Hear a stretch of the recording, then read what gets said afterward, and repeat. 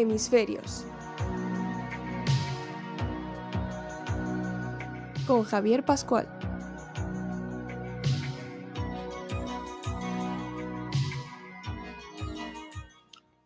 Buenas tardes, estimados seguidores del programa. Hoy un día con tos, espero que no sea un problema y para mi invitado y podamos acabar bien la entrevista. Bueno, quería hacer un pequeño resumen, ¿no? Porque después de haber recorrido ya más de 7 meses desde que empecé a dirigir este programa, nuestros invitados nos han dado un panorama más que completo acerca de algunos de los retos tecnológicos de actualidad. Hemos hablado de la ciencia de los datos y cómo gracias a la digitalización nos permite cada vez hacer mejores predicciones y tomar mejores decisiones. Cómo la digitalización está íntimamente ligada a la accesibilidad que tengamos a los medios de comunicación digitales, hablando de personas con problemas de accesibilidad. Hemos abordado la energía de muchas formas. Hemos hablado de energías renovables, de la necesidad de almacenarla y así como los efectos que tiene la transición energética y su política actual. Y nuestros invitados también nos han explicado en muchos casos cómo la capacidad de liderazgo y el mentoring y otros factores que intervienen en la gestión favorecen el emprendimiento. Y hemos tratado siempre de abordar todos estos temas desde todos los ángulos posibles. Por ejemplo, hablamos de los aspectos legales en su día, de lo que son el uso de los datos. Y hoy, precisamente, queremos abordar con nuestro invitado el aspecto legal y regulatorio al que el suministro de electricidad se enfrenta en la denominada transición energética. Cambios tecnológicos, como supone la generación distribuida, de la que hemos hablado ampliamente en otros programas, y junto con la posibilidad de que los consumidores puedan ser a su mismo productores de energía eléctrica, ¿no? Hablábamos de prosumers en inglés, como veíamos ya en otros programas.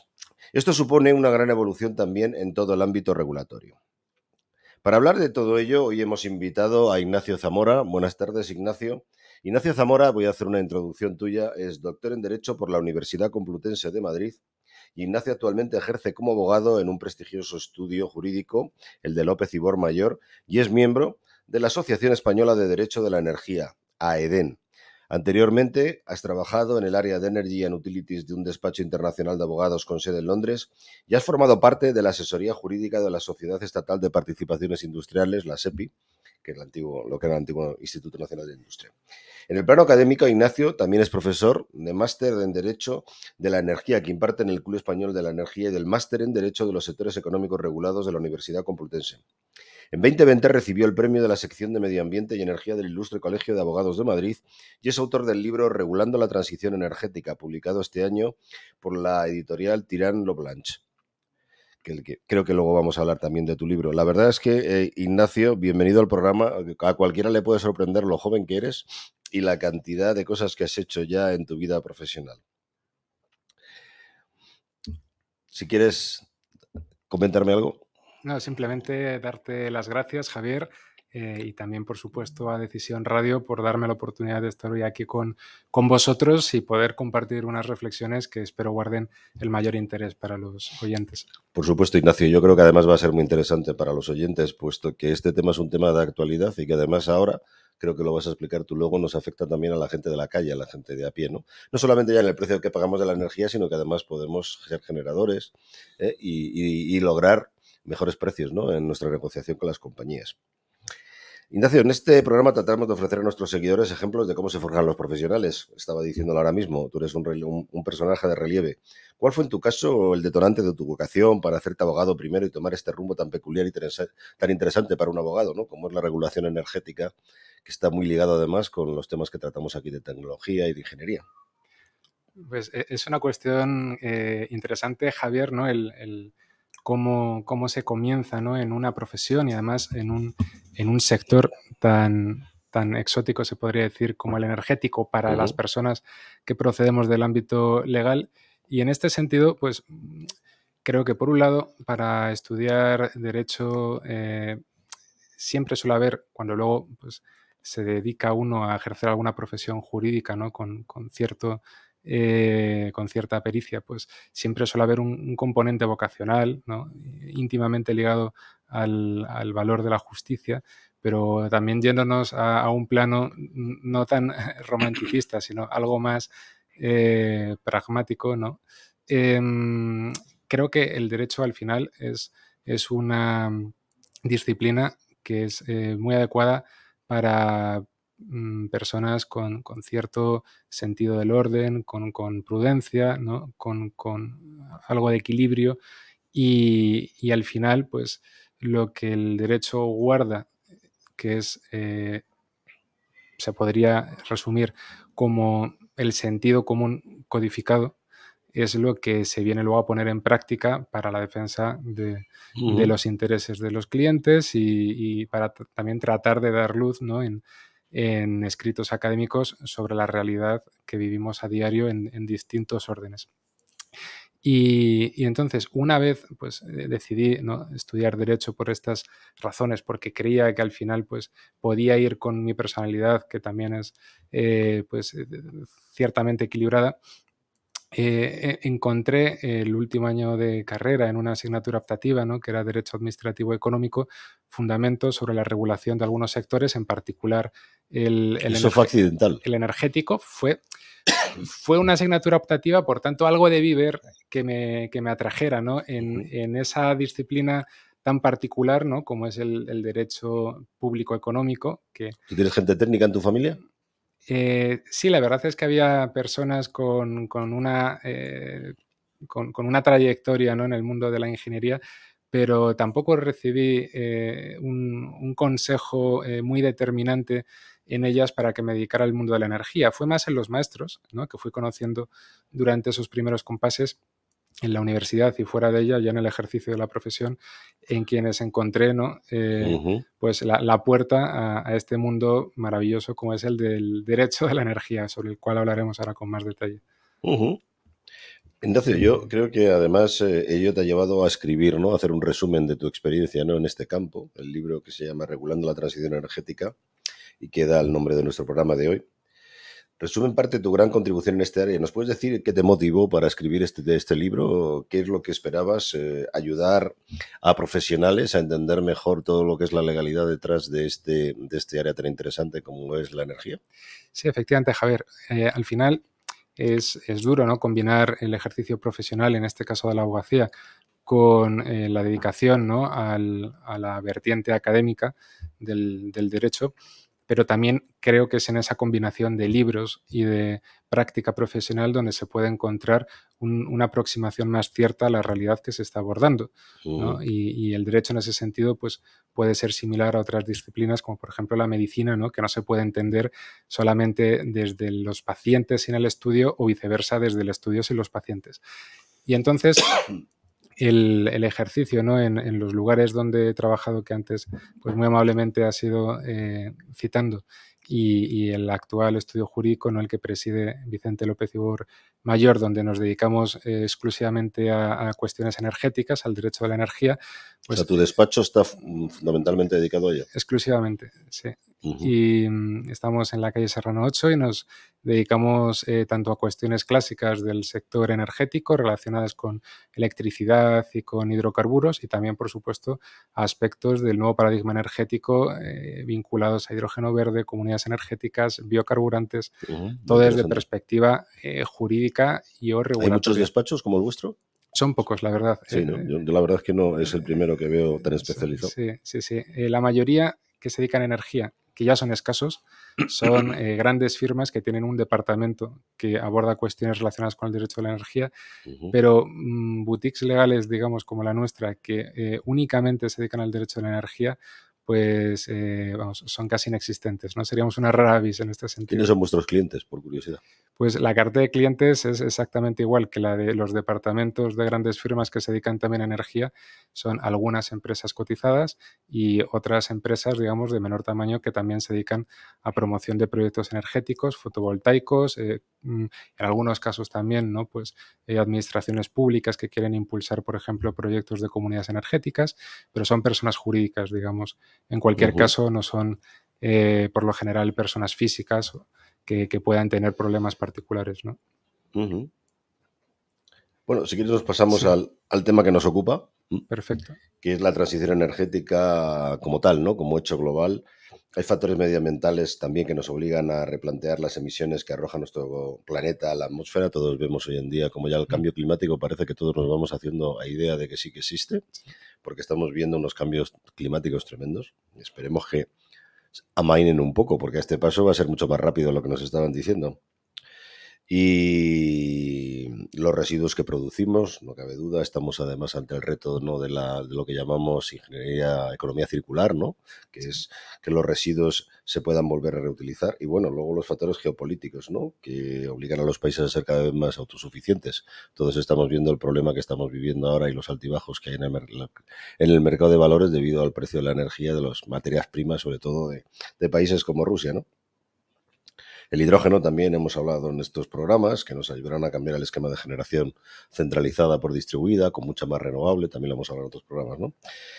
Entiendo que la regulación ha tenido que evolucionar hasta ahora, ¿no? Hablamos un poco cómo lo ha hecho hasta ahora, si te parece, y luego entramos en Mm, qué es lo que no se ha hecho bien o qué es lo que hay que mejorar. Hasta ahora, perfecto. ¿hasta dónde hemos llegado?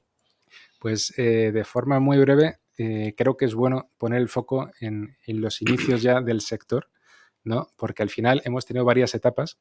Por un lado, a finales del siglo XIX es cuando empezó la energía eléctrica Ujú, a producirse de forma industrial, ¿no? Y con base en el principio de libertad industrial que en aquel momento regía, pues fueron las empresas privadas las que empezaron a proveer este servicio.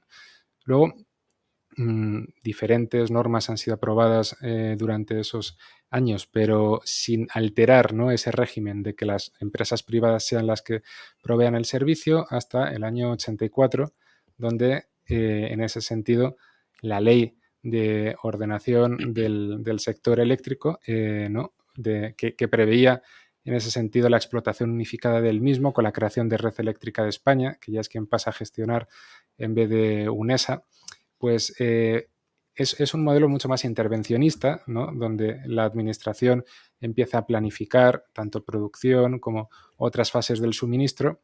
Y luego, en el año 96, tenemos la primera directiva europea de normas comunes del mercado interior de la electricidad, que lo que hace es ordenar la liberalización de los sectores y la creación de mercados eléctricos. ujú. Entonces, la ley... Pero una cuestión, yo creo que Mm, lo que es el suministro de energía eléctrica, como sí. es un bien necesario para la ciudadanía y evidentemente que afecta a la seguridad de los ciudadanos, siempre está muy regulado, ¿no? En Claro, algunos países más que otros, quizá. En Europa, por lo menos, que es lo que yo conozco, las compañías eléctricas han estado muy reguladas hasta la liberalización del sector. Es decir, que tenían unos precios regulados, tenían unas obligaciones con los usuarios, ¿no? No sé si en Estados Unidos a lo mejor ha sido quizá más liberal, ¿no? algo más, pero no ha variado en exceso en el sentido de que ya aquí en España, desde el año 1924, se dictó un Real Decreto Ley por el cual se declaraba el servicio Un público servicio público. de suministro Con eléctrico. lo cual, el precio casi casi estaba fijado por el Estado, ¿no? Exacto. Al final, ¿el servicio público qué significaba en aquel momento?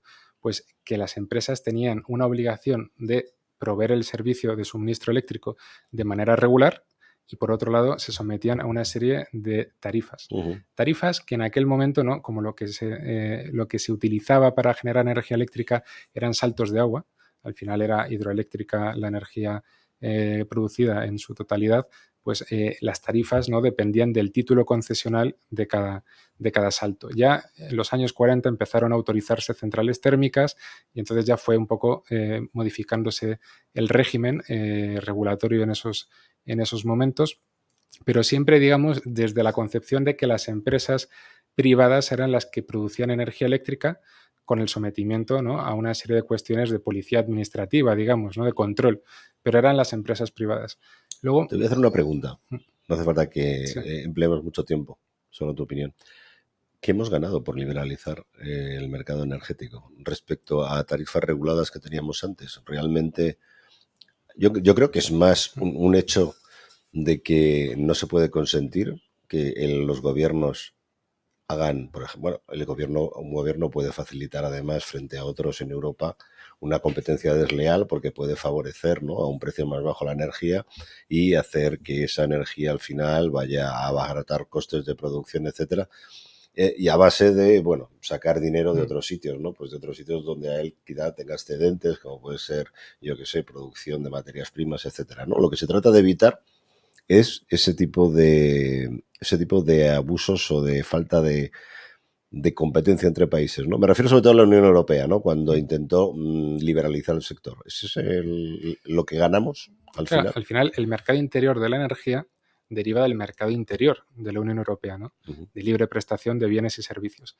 Y entonces al final eso lo que hace es que haya mayor competencia entre las empresas y la competencia al final es una disciplina jurídica que tiene como último fin beneficiar no a las empresas, sino a los consumidores finales. Está Entonces, claro. se entiende, ¿no?, que partiendo de una mayor competencia, los consumidores van a tener una posibilidad de adquirir la energía eléctrica a precios más razonables, más Está asequibles. claro. Porque en el sistema anterior estábamos en lo que se De llamaban, todas ¿no?, formas, costes reconocidos, que al final era... mi granito de arena como ingeniero, Sí. todo lo que tú dices es cierto, evidentemente, y lo entiendo así, ¿no? Es, evidentemente, no puedes tener un sector, bueno, pero de hecho vivimos situaciones que, bueno, sabemos lo que pasa en Francia, ¿eh?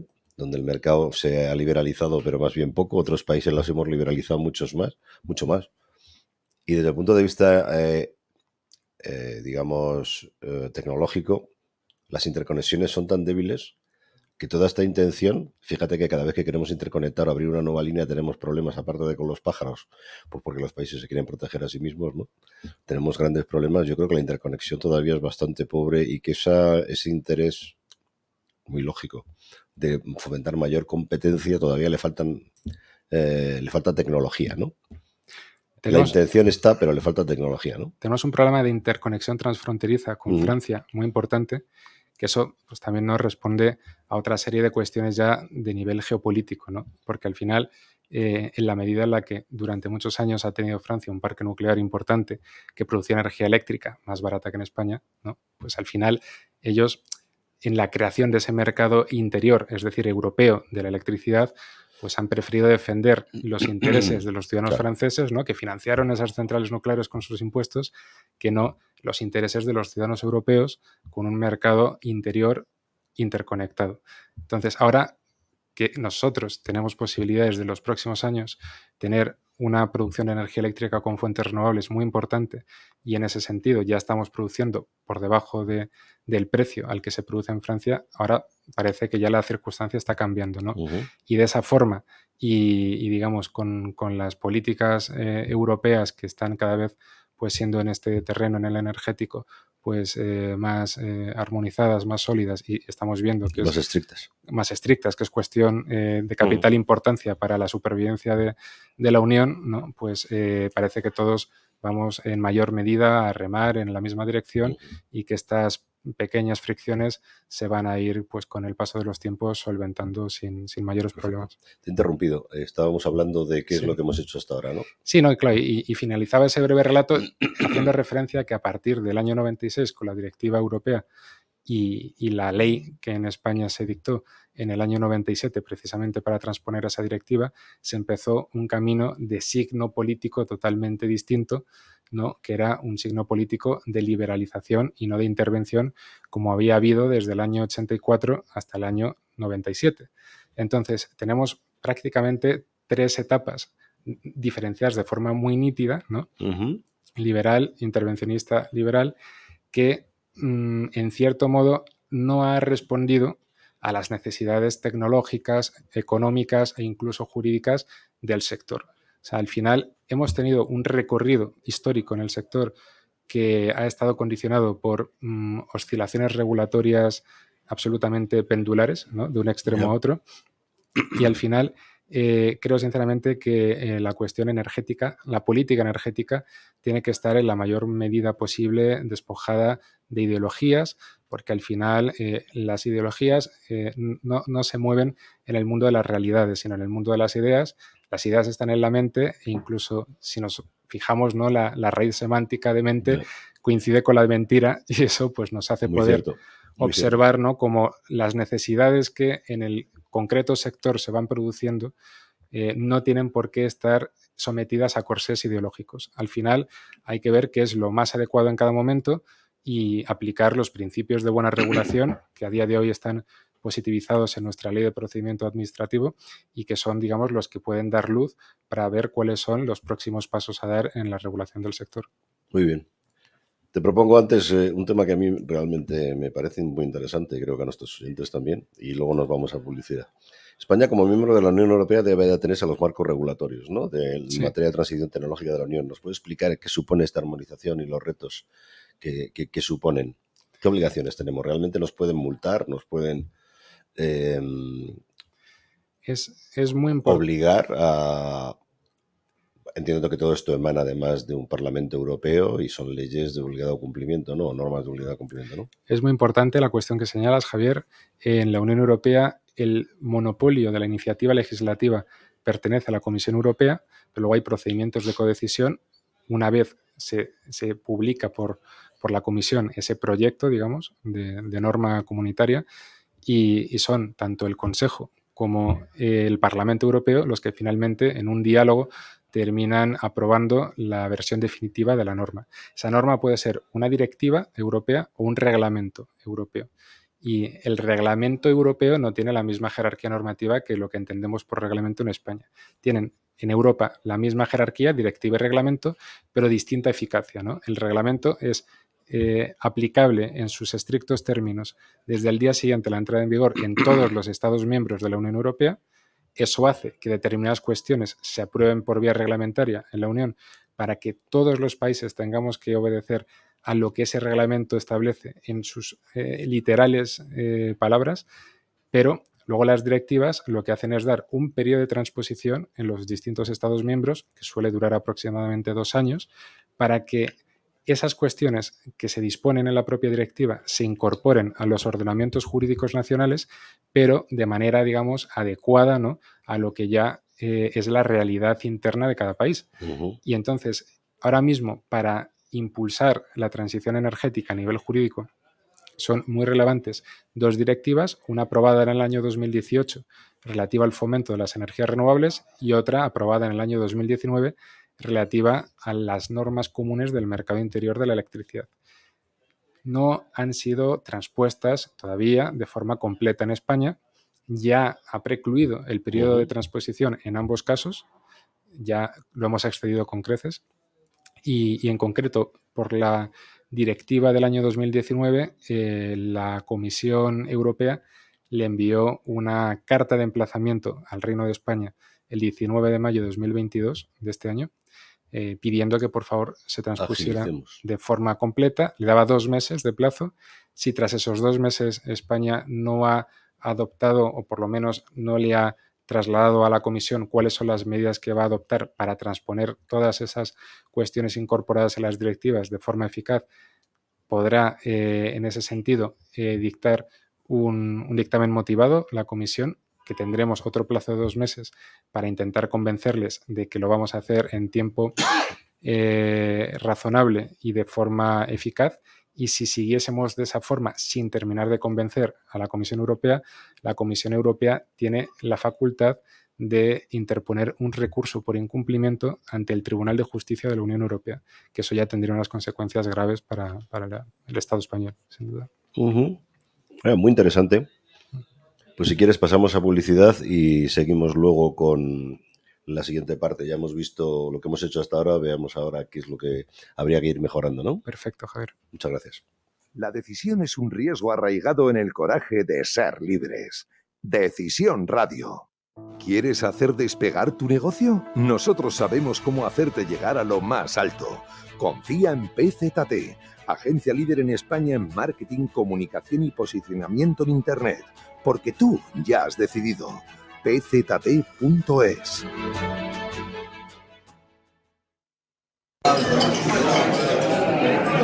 Sopa de ajo, cebollas rellenas, pimientos y café. Tienes que estar muy seguro de tu aliento para pedir eso. Sí, coma lo que coma, tomo 2 cápsulas de iLife y me olvido del mal aliento durante 6 horas. Buen provecho. Con iLife tienes buen aliento de inmediato. iLife, de venta en farmacias y para farmacias. Producto 100% español. Y 100% natural. Editorial Actas es una referencia indispensable para todos aquellos lectores que sienten inquietud por conocer nuestro pasado. Aquellos que, como el que fuera controvertido canciller de Inglaterra, piensan que la historia hace a los hombres sabios. Editorial Actas, un lugar de resistencia, un lugar de defensa de la historia rigurosa y veraz de la España tradicional y de sus valores. Editorial Actas, siempre en grandes superficies o en tu librería habitual. Consulta nuestras novedades en actashistoria.com. ¿Quieres un traje que te quede como un guante? ¿Que puedas personalizar absolutamente todo? ¿Con los mejores tejidos italianos e ingleses a un precio sin competencia? No busques más. En La Fábrica queremos que vivas la experiencia de la sastrería a medida a otro nivel. Estamos en Madrid, en el Paseo de La Habana 33, en Sevilla, en la calle Muñoz Olive 10, en Barcelona, en la calle Daribao 205, o visiten nuestra página web www.lafabricadecamisas.com.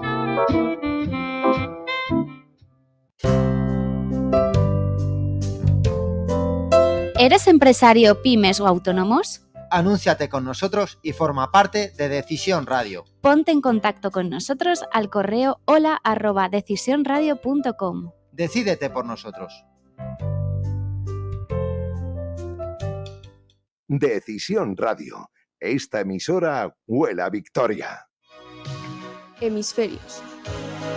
El ambiente y las consecuencias del cambio climático tratado por profesionales. Dirige Javier Pascual.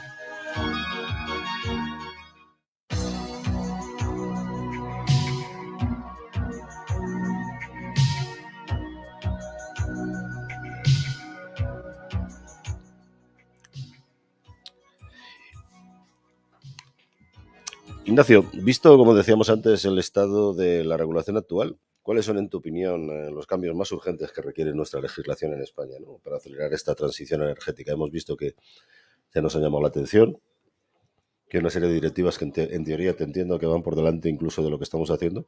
El gobierno, de todas formas, presume mucho de que tenemos, bueno, yo he visto un documento sobre la transición energética que ha hecho esta Teresa Rivera, ¿no?, nuestra ministra, pero ¿cómo ves tú este tema? Pues podríamos comentar muchas cuestiones en este ámbito, ¿no?, en reformas de urgente necesidad, pero voy a destacar pocas, pero las que entiendo son más relevantes. En primer lugar, como señalaba antes, ¿no?, la transposición completa de las directivas citadas, que lo esencial en este aspecto, entiendo, es desarrollar normativamente dos actividades y una figura que son las novedades reales de la directiva del año 2019 sobre el mercado interior de la electricidad. En cuanto a las actividades, por un lado tenemos el almacenamiento de energía eléctrica y por otro lado la agregación de la demanda.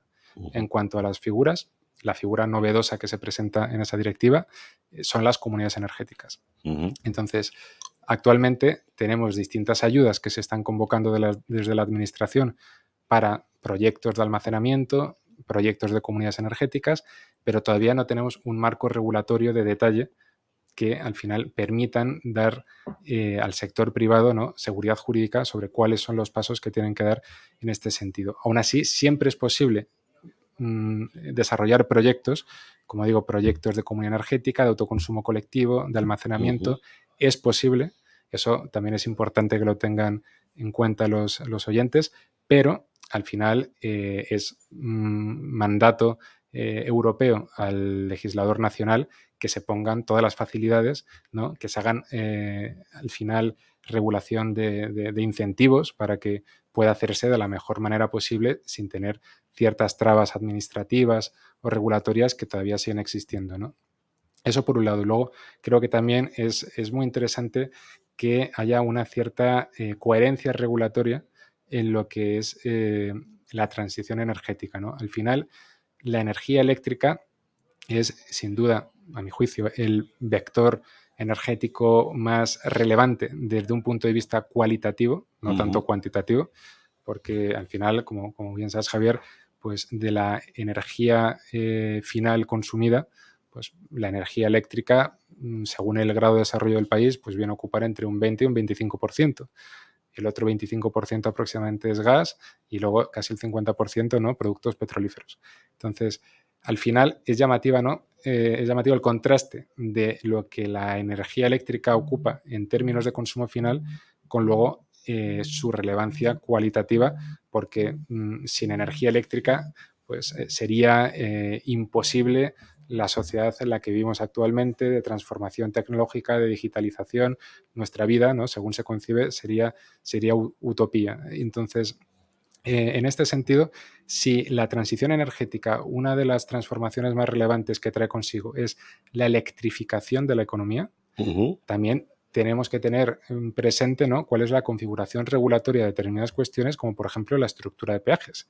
Hoy día, por poner un ejemplo, lo que sería un sistema de producción de vapor con electricidad, en caso de que este sistema, por ejemplo, estuviera alimentado con un PPA renovable y con almacenamiento térmico, tendría que soportar unos peajes prácticamente 10 veces superiores a una caldera industrial de gas. Entonces, al final, ¿no?, si se pretende electrificar la economía porque se entiende que es lo más beneficioso para la transición energética, no es coherente que la estructura de peajes del gas, por ejemplo, sea más beneficiosa que la estructura de peajes de la electricidad, por ejemplo. Y luego, creo que también hay una cuestión que puede ser bastante interesante y es la composición de la factura eléctrica, ¿no?, que todos nuestros radioyentes tienen que pagar a final de mes, nosotros también, por supuesto, que tiene varios componentes, ¿no? Uno es el energético, es decir, lo que cuesta producir esa energía eléctrica. Otros es el componente regulado y finalmente los impuestos. Entonces, en el componente regulado, que es prácticamente la mitad de la factura, pues tenemos una parte que son los costes de las redes, ¿no?, de transporte, de distribución. Efectivamente. Y eso yo entiendo que se tiene que incluir en la factura porque es parte de lo que cuesta llevar la energía eléctrica del punto de generación al punto de consumo, a nuestras casas o a nuestras empresas. La gestión, no solamente eso. La gestión, por muy importante. supuesto, muy importante.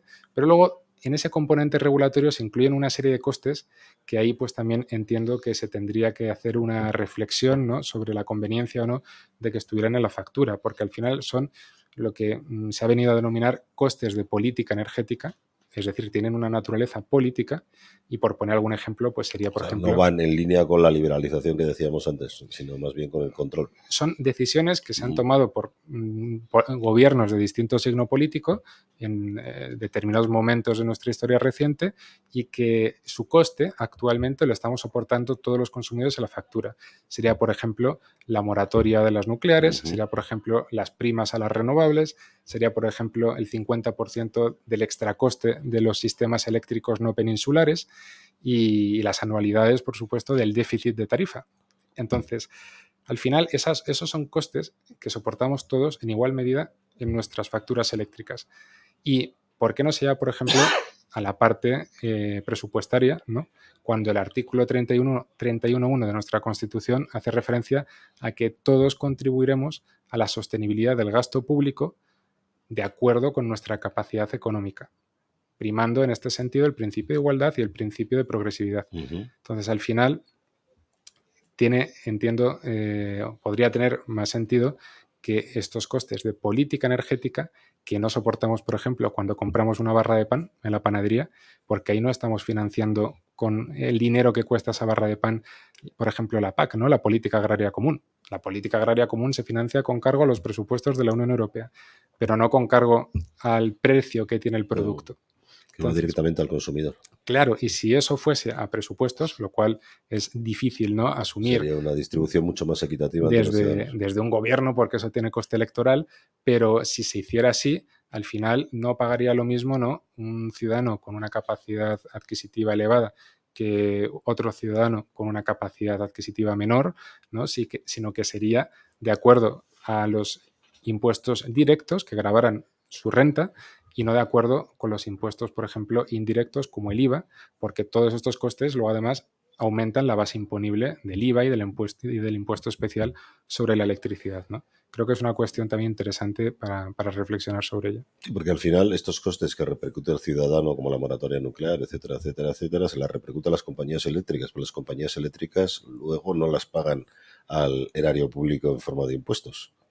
Al final... ellos las integran en su negocio. Al final hay un proyecto normativo ahora mismo para crear un Fondo Nacional de Sostenibilidad del Sistema Eléctrico español, que consistiría en que parte de estos costes de naturaleza política serían asumidos por empresas petroleras, gasistas y eléctricas. Habría que ver, ¿no?, si eso sale adelante, hasta qué punto pues luego esas empresas repercuten en el cliente final el referido coste, ¿no? Por eso, si fueran directamente a cargo de los presupuestos, esa financiación, pues ya, digamos, de inicio se estaría en un reparto mucho más equitativo de esos gastos y como digo, creo que esto al final no es una cuestión ideológica, sino que es una cuestión de respetar lo que establece la propia Constitución en su articulado y de realizar, ¿no?, abordar los problemas del sector desde una coherencia regulatoria para que no haya, digamos, una distorsión entre asignación de costes y transferencias de rentas que al final pues no son precisos ni desde un punto de vista jurídico ni económico. ¿Cómo ve un abogado la energía nuclear? Como pregunta esta Sí. de récord. Pues, ¿Eres favorable a la energía nuclear o no? Al final... La vida cuenta, bueno, aunque no seas ingeniero, pero bueno, ya sabes Sí. que no emite CO2, evidentemente eso lo sabemos todos. Tiene unos costes, ha tenido unos costes altos, hoy en día bastante amortizado. Creo que al final la energía nuclear es una energía importante. Es una energía importante porque, como bien señalas, no emite CO2, sí presenta una serie de dificultades en relación a la gestión de los residuos radiactivos. Y en cuanto a lo que la energía nuclear aporta al sector, en cuanto a su contribución, creo que es relevante, ¿no?, destacar que ahora mismo de los aproximadamente 110 gigavatios de potencia instalada que hay en España, hay 7 que son energía nuclear. Pero luego la energía nuclear... Bueno, es más, el 20%, 19, 18, porque están funcionando siempre, son centrales que no se paran. Eso es nuclear. Ese es el punto al que quería ir, ¿no? O sea, la potencia instalada es un 7%, pero en cuanto al balance de generación, es decir, en cuanto a los gigavatio hora, aporta el 20% de la energía eléctrica que se consume. Entonces, que con el 7% se aporte el 20% de lo que se consume es un dato, ¿no?, que es llamativo. No obstante, creo que al final, en un cambio de paradigma de modelo energético como el que nos encontramos, ¿no?, con la generación distribuida en el horizonte, como luego señalaré, es importante tener presente desde un punto de vista de inversión y de nuevos proyectos las nuevas tecnologías, ¿no?, especialmente el almacenamiento de energía eléctrica. Pero eso no quita, ¿no?, que al final tengamos que tener presentes, ¿no?, todas las virtudes que puede aportar la energía nuclear, no tanto para nuevas inversiones en centrales nucleares, porque además ya estamos viendo los problemas que está teniendo ahora Francia con la parada masiva de centrales nucleares, ¿no?, y lo que está elevando eso también el coste de su suministro eléctrico en estos meses.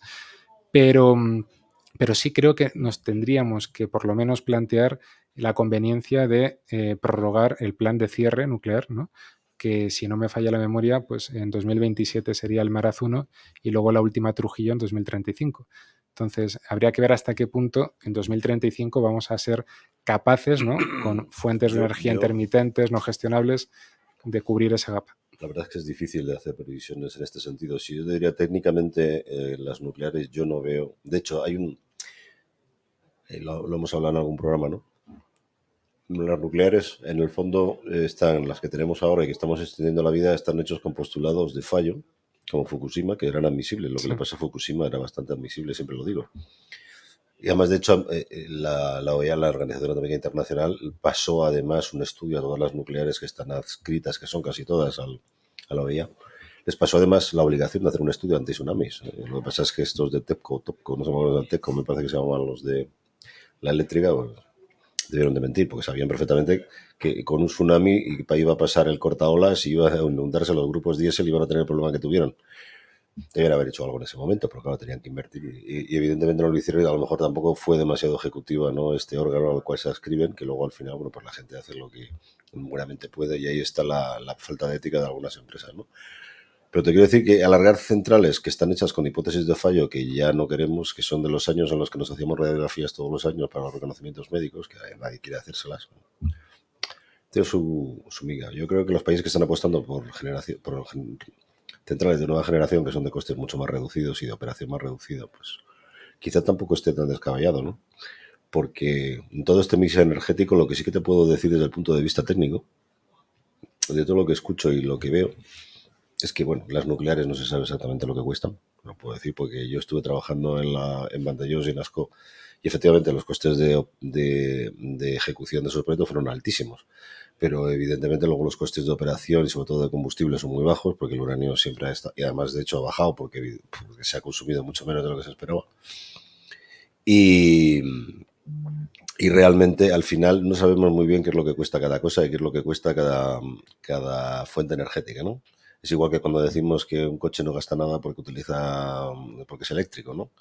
O no emite nada porque es eléctrico cuando está cogiendo energía eléctrica que, bueno, por mucho que queramos decir que es renovable porque le ponemos una etiqueta, esto no es verdad. O sea, evidentemente hoy en día hay una gran cantidad de energía que no es renovable y que estamos utilizando para cargar los vehículos eléctricos. No, todo esto yo creo que necesitaría un estudio más profundo que ningún país, yo creo que hay que hacerlos a nivel europeo, a nivel mundial.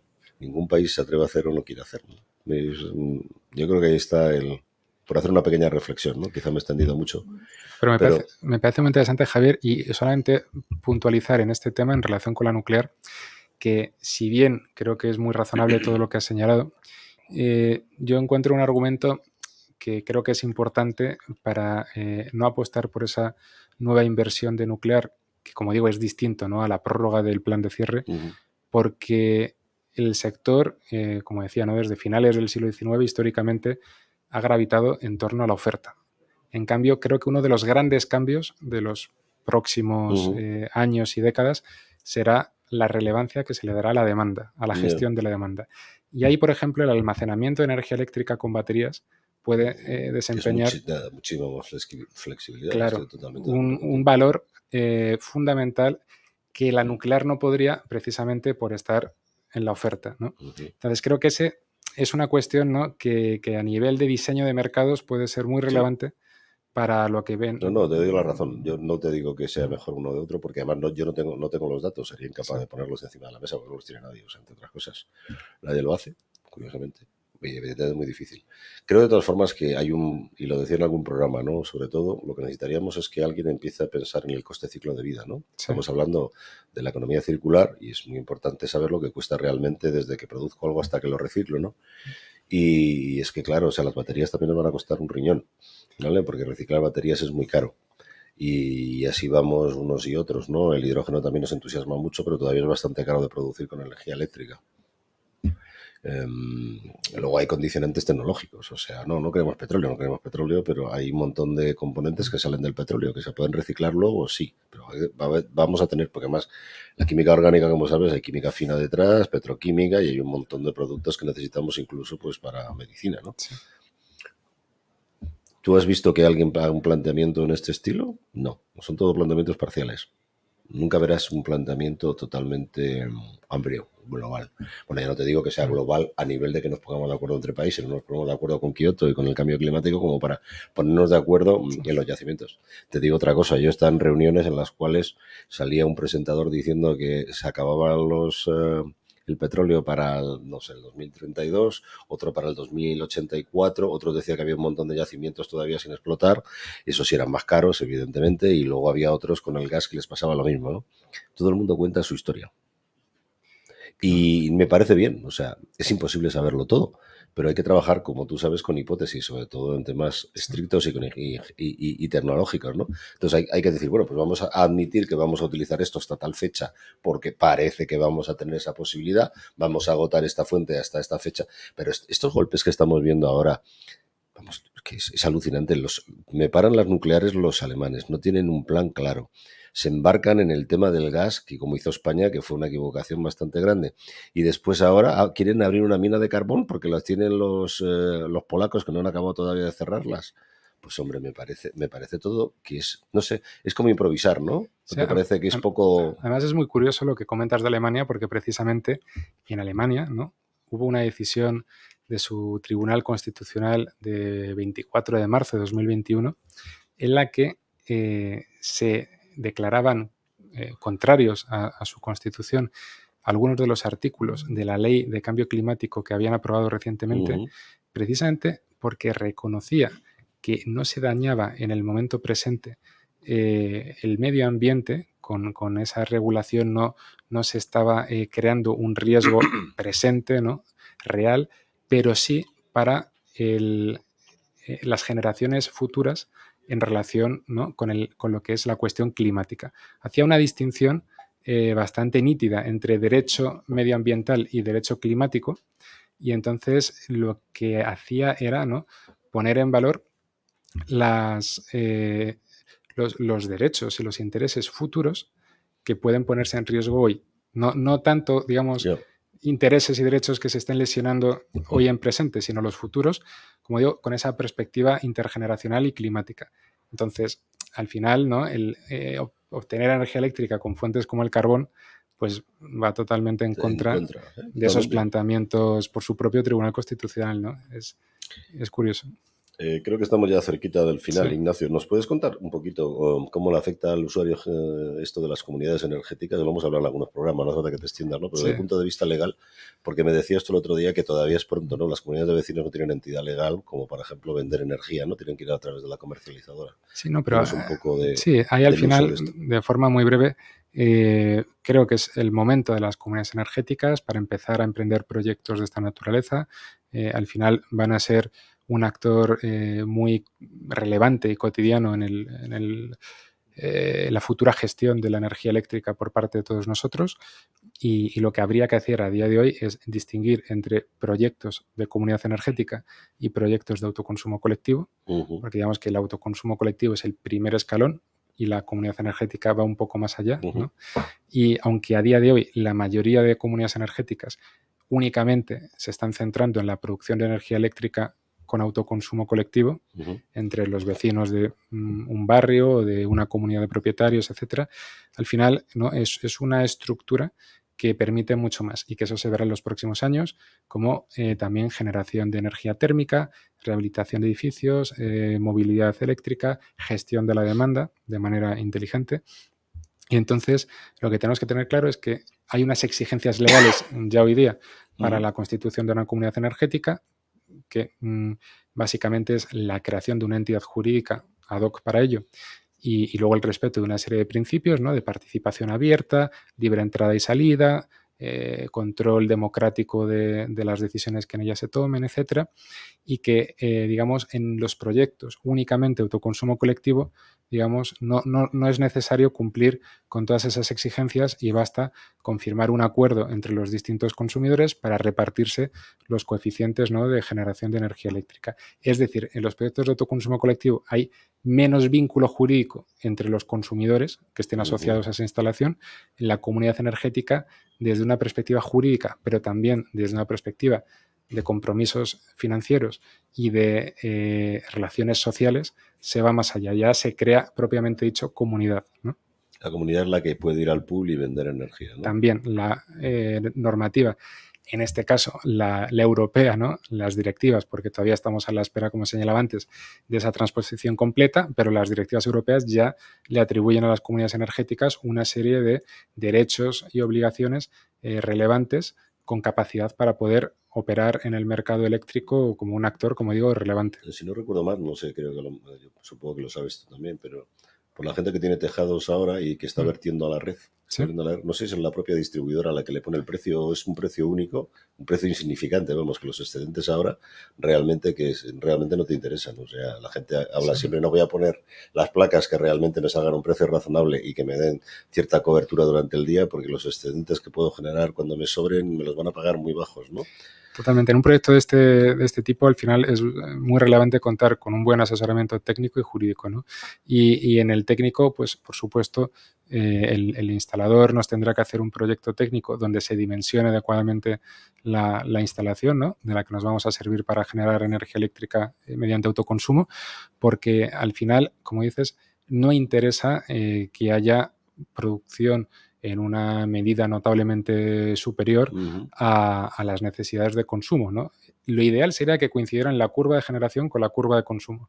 Y si eso no puede ser, que por lo menos se acompañe de la instalación de una batería, o que se cuente, ¿no?, con las relaciones entre vecinos suficientes para poder compensar entre los vecinos que no están en casa con los vecinos que sí están y van a consumir ese excedente, pero verter en la red creo que tiene que intentar minimizarse porque al final económicamente no es lo más interesante y luego también es interesante para los oyentes que sepan que hay una modalidad que está recogida en el propio Real Decreto de Autoconsumo, el 244/2019, en concreto se regula en su artículo 14, que es la compensación simplificada de los excedentes, ¿no? Y que al final lo que consiste es que el consumidor se ahorra muchos trámites administrativos, mercantiles, fiscales, etcétera, que se aplican a los productores de energía eléctrica para que en su factura mensual se descuenten el valor de los excedentes, que se van a descontar a un valor reducido, pero por lo menos ya en su factura mensual Sí, es lo que te decía, pero realmente es muy poco, ¿no? lo va a poder ver descontado, pero esto, digamos, está concebido, este mecanismo, como un mecanismo de ahorro, no de negocio, ¿no? Es decir, en el mejor de los escenarios, que estuviéramos de vacaciones y que hubiera mucho excedente, en el mejor de los casos, ahí tendríamos una factura, digamos, de cero, ¿no? Pero no negativa. Es decir, no vamos a ganar dinero con ese mecanismo simplificado, pero sí podemos reducir un poco la factura en la medida en la que exista un excedente que no podemos aprovechar.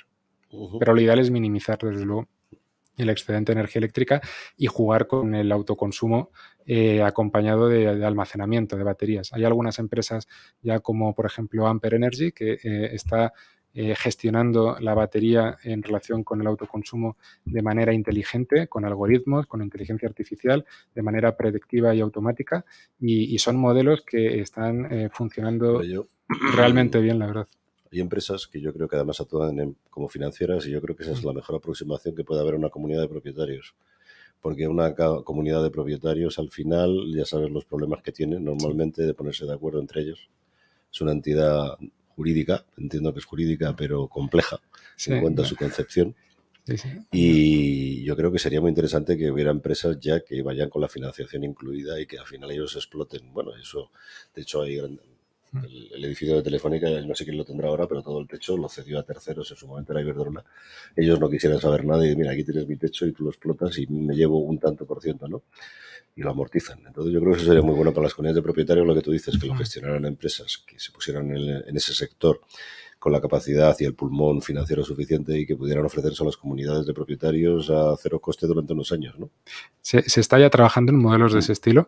Sí, he visto alguna que lo hace. Y al final, por ejemplo, las comunidades energéticas ocurrirá lo mismo. Al final las comunidades energéticas tendrán en gran medida que apoyarse en empresas especializadas para la gestión de todos estos servicios, porque las comunidades energéticas en gran medida son agrupaciones de consumidores energéticos, ¿no? Pero no tienen, digamos, la capacidad económica, técnica para poder afrontar la gestión de estos flujos energéticos por sí mismas, ¿no? Entonces es muy bueno externalizar con los profesionales que pueden ayudarnos. Por ir cerrando, nos quedan 3 minutos. ¿Cómo ves el futuro? ¿Qué cosas crees que vamos a ver? Yo trato de ser lo más optimista posible, pero no obstante también intento, ¿no? Pues fijarme en las cuestiones que responden a la realidad de los tiempos en los que estamos y de los aspectos socioeconómicos que vivimos, ¿no? Por eso creo que al hablar del futuro del sector hay que distinguir entre la realidad, por ejemplo, que vivimos en Europa con la realidad que se viven en otras partes del mundo. Y, por ejemplo, en España tenemos una cobertura eléctrica del 100%, pero no ocurre así, como digo, ¿no? En otras latitudes. Por ejemplo, en América Latina y Caribe, pues hay una cobertura eléctrica de prácticamente el 92% y en África subsahariana creo que está en torno a un 22%. Es decir, casi el 80% de la población no tiene acceso a energía eléctrica. Entonces, creo que ahí el autoconsumo, ¿no?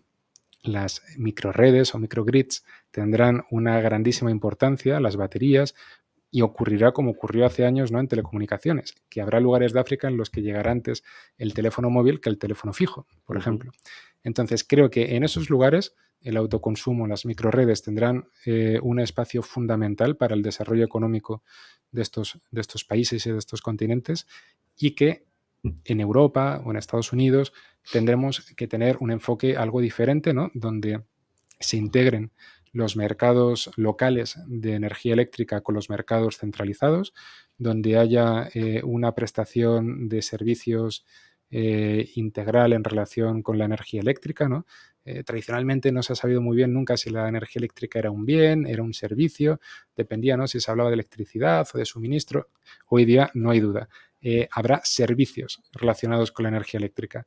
Habrá empresas prestadoras de estos servicios que estén, digamos, muy atentas a lo que el consumidor necesita y que gestionará la demanda, como decía antes, no solo ofrecerá, sino que gestionará la demanda de acuerdo a muchos flujos de información, desde información meteorológica hasta los hábitos de consumo y de comportamiento del propio consumidor.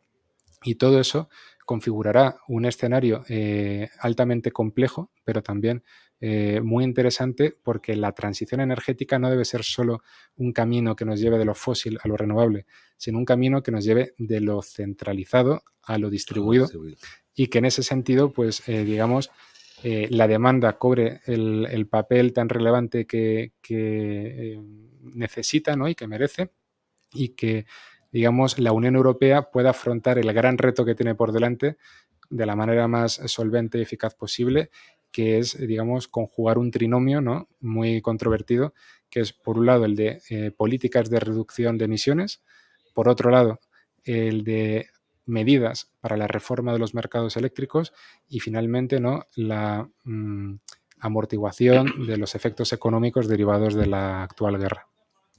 Muy bien, Ignacio. Es un placer hablar contigo. Eres, la verdad, un pozo de información sobre este área. Recomiendo a los oyentes que les haya interesado que compren tu libro, Regulando la Transición Energética, como decíamos antes, de editorial Tirán Lo Blanche. Y nada, bienvenido a este programa e invitado cuando tú quieras, y seguimos hablando del tema. Un verdadero placer, Javier. Muchas gracias. Muchas gracias a ti, Ignacio. Hemisferios. Con Javier Pascual.